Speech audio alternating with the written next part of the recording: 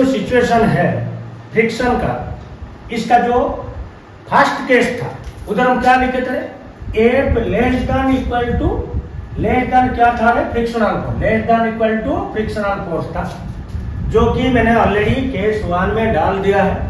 जो लोग नहीं देखे हो उसको पहले केस 1 को समझो, उसके बाद इसको देखना। आज हम क्या पढ़ेंगे, उधर क्या था, जब F less then F R हो रहा था तो उधर एक तो कॉमन एक्सीलरेशन आ रहा था, लेकिन आज हम पढ़ेंगे इफ कंडीशन क्या है, if my applied force is greater than equal to क्या हो जाएगा रे, फ्रिक्शनल फोर्स। सो उसका सिचुएशन कैसा रहेगा, दोनों एक साथ जाएंगे या दोनों अलग अलग एक्सीलरेशन में जाएंगे। देखो अगर एक मेरा अप्लाइड फोर्स फ्रिक्शन फोर्स से ज्यादा हो गया, सो जो अगर ये ब्लॉक जो A1 ब्लॉक जहां पर मेरा अप्लाइड फोर्स डायरेक्टली हो रहा है, एक्ट कर रहा है, सो मतलब जब फ्रिक्शन फोर्स से अप्लाइड फोर्स ज्यादा हो गया, ये जो ब्लॉक A1 है ये पहले चलेगा, पहले जाएगा, मतलब A1 ब्लॉक M2 ब्लॉक के ऊपर स्लाइड कर जाएगा। आई बात समझ में।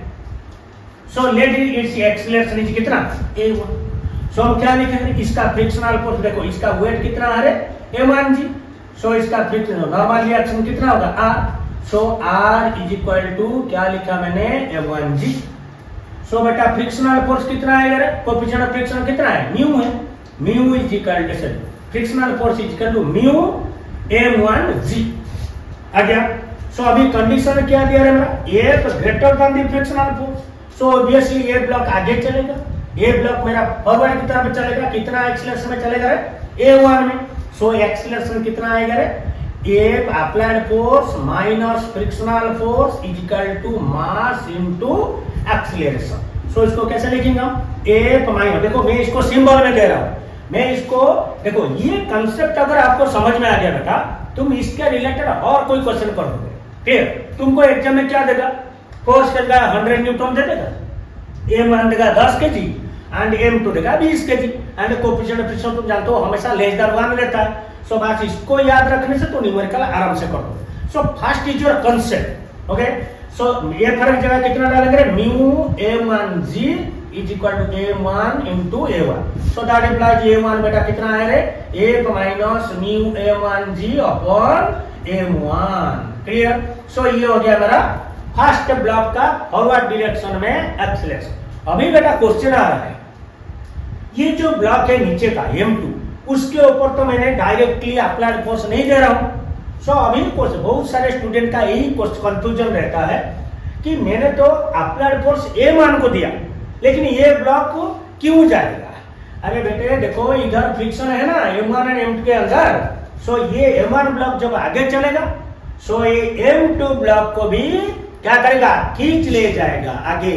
लेकिन कंडीशन क्या रहेगा रे, A1 ब्लॉक का एक्सीलरेशन M2 से ज्यादा होगा।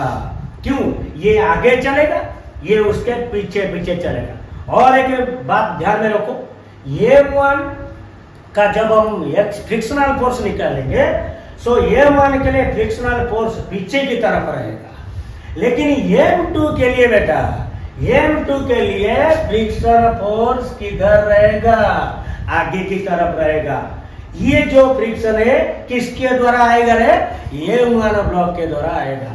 सो मतलब देखो M2 में देखो, मैंने अभी इसका फ्री बॉडी डायग्राम बना दिया, जिसको हम क्या बोलते हैं, FBD। ओके, देखो फॉरवर्ड डायरेक्शन में मेरा अप्लाइड फोर्स कितना है, 0, बिकॉज मैंने अप्लाइड फोर्स किसको दिया है, M1 को दिया है।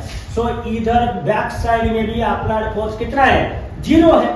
सो ये ब्लॉक के अंदर ओनली कौन सा फोर्स है, फ्रिक्शनल फोर्स। किसके द्वारा है, ड्यू टू किसका द्वारा, A1 के द्वारा। ओके, सो मतलब इसके ऊपर जितना फ्रिक्शनल फोर्स रहेगा, इसके ऊपर भी उतना ही रहेगा। ओके, सो M2 के अंदर देखो फ्रिक्शनल फोर्स हमारा कितना था, म्यू M1G।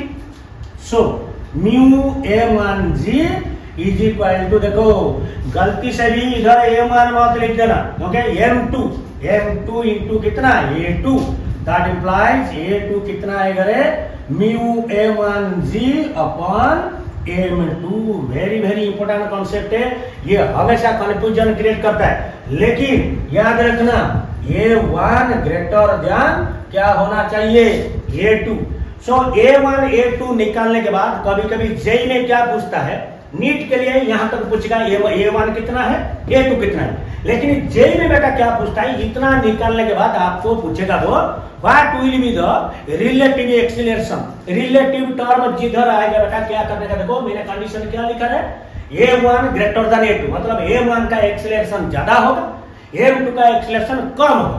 सो इधर लिखना है, इधर लिख देते हैं, देखो रिलेटिव एक्सीलरेशन